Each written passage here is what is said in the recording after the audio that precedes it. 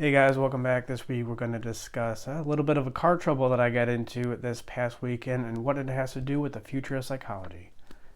So we took a road trip to Lassen Volcanic National Park this past weekend. Got into a little bit of car trouble, and everything that happened regarding the car trouble kind of made me think about, reflect on, I guess you could say, psychology, where it needs to go, what problems it has, and what needs to happen with the psychology industry, with therapy, for it to evolve like other industries have already evolved. I guess I'll just say as an aside, this video is probably not going to be that informative about you and your psychology. This is more talking about the meta point of therapy, psychology in general. I don't know. It may be helpful to some degree. So we're driving up to Lassen Volcanic National Park, which is about 5 hours north, and we get about 30 minutes away from the campground. And we stop and get dinner, and then I go and turn the car back on, and it doesn't start. All I hear is this clicking sound. So I'm thinking, I don't know. I don't know too much about cars. I mean, I actually probably know a lot about cars for a therapist, but overall I don't know too much. I'm thinking it's a starter, alternator, maybe just a dead battery. There's a guy over there in the parking lot. We get him to help jump us. It doesn't work. So we go and so we have to get a tow truck, and we stay in a hotel outside the campground, I think in Redding, somewhere around Redding or Anderson, California. And by the way, I just want to say, I think probably the most important part of this whole story is that when I went and clicked the button to start the car and it didn't start, all I heard was a click. I felt fine. I don't know what the problem is, but I'm thinking it's going to be fine. We'll be able to figure it out. Worst case scenario, it's a starter problem, which I looked it up. It was $300 for a new starter. And then it would maybe take a few days for us to get the starter, get the car repaired, because it was Friday night and not a lot of places are open Saturday and definitely not Sunday. But, even as I click the button and it's like, and you don't feel the car start, it's okay. We can handle this. Right? I think that's way more important than any car trouble that we get into. So we take the car to the auto repair shop the next morning. I think this is in Redding, California. Not that it matters. And it's a family place, a father-son team working on the car, and I just cannot believe the service that we get at this place. They're taking the car, they're trying to figure out what's wrong with the car, taking it through all these diagnostic tests, and the owner, the father, comes out, maybe every 10, 15 minutes, tell us exactly what he's doing, like totally transparent about what's going on with the car, what they're working on. Okay, we tested this, it's not this problem, now we're going to test this. By the way, I do know a good amount about cars, but he has no idea that I do. But he's treating me like I'm intelligent. He's treating me like he can explain to me what's wrong with this car. And I'm thinking back to, stories that I hear, and there's whole Twilight Zone episodes about this, about how the auto repair industry just used to be notorious for jerking people around, charging them more for things. Right, you go in to get an oil change, and they always give you new drum brakes. Right? Oh, look, your tires, this and that. Always have to do something else. And I'm thinking, man, what happened with the automotive industry? And then I was thinking, man, the auto repair industry is probably a lot like therapy. There's this specific part of life, car trouble, psychology trouble, that you don't really think about until something goes wrong. You don't really think about it until you're sitting there in a parking lot in Anderson, California, click the button to start the car, and nothing happens. Most people don't. Same thing with your psychology. You're not really thinking about it until you go to wake up in the morning and you just don't feel like you can get up. You go to study math in the morning for 2 hours and you find yourself lost on YouTube. You start dating a girl and she goes to you after 3 dates and it takes you 3 years to get over it. You're not thinking about your psychology, you're not thinking about your car until something breaks. Also, similarities between therapy and auto repair is that this is a place where certain people have specialized knowledge and they have a lot of leverage in your life. They can charge you a lot of money because the potential upside to getting this problem fixed, whether it's the car or whether it's your brain, the potential upside to getting this fixed is just huge. Getting that car fixed for us sitting there on Saturday morning, I mean, that was going to save the weekend. Right? We're sitting there thinking, okay, whatever this guy says, whatever he comes out and says, this either makes or breaks the weekend.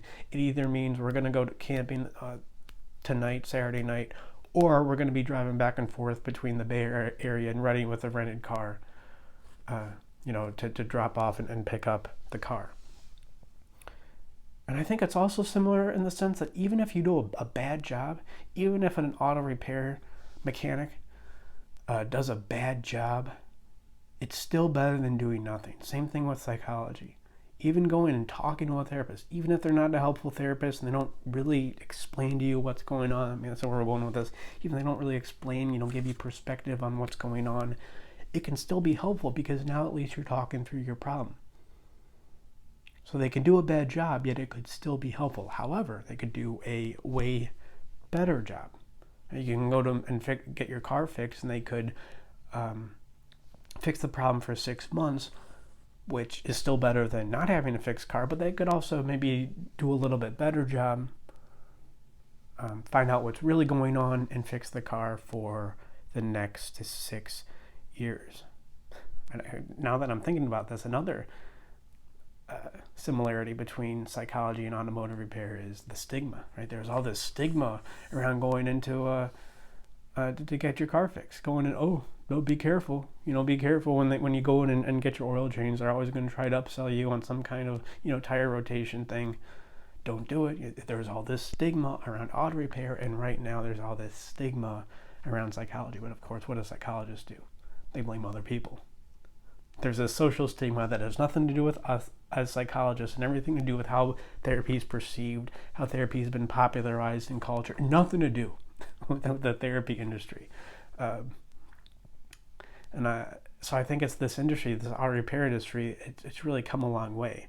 I think ultimately because it is a point where people have a lot of leverage. I mean, just like there's a benefit to maybe not doing a good job and, not giving the best care, there's also a huge upside to really being honest, doing what these guys did with us in our car this past week. So there's a profit motive there with just a little bit extra honesty. People will go to that because they know it's not only going to save them money, but even more important than money is time. I also think of car salesmen. I think, again, I think there's old Twilight Zone episodes where, auto salesmen are just perceived as the skeeziest people, but it's not the way now. I mean, you don't need to go car shopping now. You don't have to go to the car dealership. All you have to do is call them up and ask them the price. Like, what kind of price can you give me and what kind of car? You can just call around in different. It's like I have never met more honest people in my life than salesmen, and it used to not be that way at all. Because, okay, you have a lot of leverage here. You're taking all these complex things and explaining it to lay people. And I think that's essentially what salesman is. And you can do a bad job and still make money. But you could also do a little bit better job and make way more money. And yeah, just a lot of parallels here with therapy. I talk to a lot of people. I talk to a lot about people who've been in therapy and why it hasn't been working, and what they're really looking for, and what's really helpful to them. And it all revolves around the same kind of issue. It all revolves around, I don't really understand what my problem is. I go to my therapist, and they just help me, they just maybe give me tools to manage the problem that I present. So an argument with my girlfriend, or problems with my mother-in-law. They just give me tools to manage that problem, but I don't understand what's going on in my psychology. Right? I mean, just like how auto repair used to be. You take your car in and they tell you what's wrong, but they don't give you a full diagnostic overview of what's going on like the guys did at the repair shop this past weekend for us. And I think it's very similar. People are confused, no perspective, no big picture. And I'm sitting there in the auto repair shop. And by the way, the problem was the terminals on the battery. That there was corrosion on the terminals, which I just want to say for the record, I did check. I did check when I was with the guy in the parking lot who was helping us jumpstart the car. We both checked actually, and it looked fine. But I guess the kind of starter we have, it takes a lot of juice from the battery Again, this is probably not exactly true, but this is how he was explaining it to me. This is how the mechanic was explained to me, in a very amenable way to somebody who doesn't probably know too much about cars. So the the starter requires a lot of juice from the battery. So even though there was no visible corrosion, there was actually still corrosion on in between like the terminal and the clamp that goes onto the terminal. So that's just a little PSA. If your car doesn't start, it may not be a starter, alternator, or the battery. It could just be some corrosion, and if you even check the corrosion, you still got to clean it off anyways, because there's just little stuff there, especially in these newer cars with a newfangled starter. It doesn't matter. The point is, I know, because of how the auto repair industry has changed, when I go and push the start button and it doesn't start, it's ultimately not that big of a deal. Right? And that's the point. That's really what I want to do with therapy and psychology. When you're at the symbolic, the metaphoric point in your psychological life, where you go and you press the start button in your psychology, you can't get up, you go to do work, you can't, you find yourself lost on YouTube, you're out with a girl 3 times, she ghosts you, and you're still thinking about it 3 years later. It's like the start button isn't doing anything. That's fine. It's going to happen. I don't care how advanced cars get, they're not going to start sometimes. I don't care how advanced humans get, how smart we get, we're just not going to start sometimes. That's not the problem. The problem is, or where I want to get the therapy industry is to a point where, right, if you press the start button and it doesn't work, it's fine.